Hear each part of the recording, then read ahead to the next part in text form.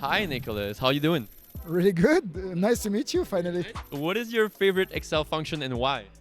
I have to talk as an auditor, and it's the VLOOKUP.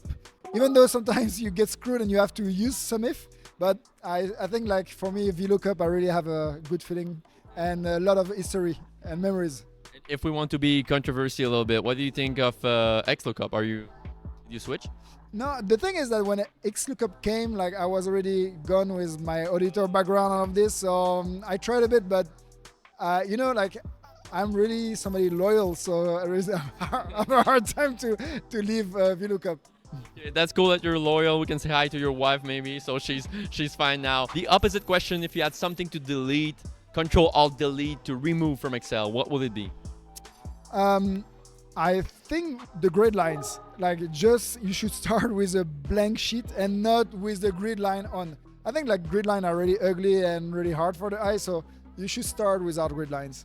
We'll ask Jack from Microsoft to at least put it in an option that you can remove. We'll see if you're a real Excel guru. I hope you're stressed right now because you should be. Which year or what year Excel was created?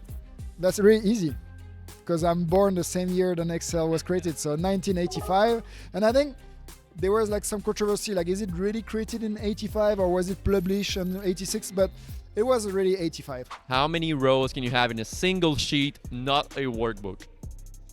I think 1 million, but with like zero something. And there is a funny thing about that. You know how they noticed a scam from a company buying a huge list of subscribers? So I think it was a fintech company saying, "Oh, we have a lot of new clients from banking." And then I think like JP Morgan or Morgan Stanley, I don't know which one, they bought this company like 20 million because they had a lot of clients. And they had exactly the number of email subscribers as the limitation in Excel. And that's when somebody figured out there might be a scam here. Nicholas, thank you so much.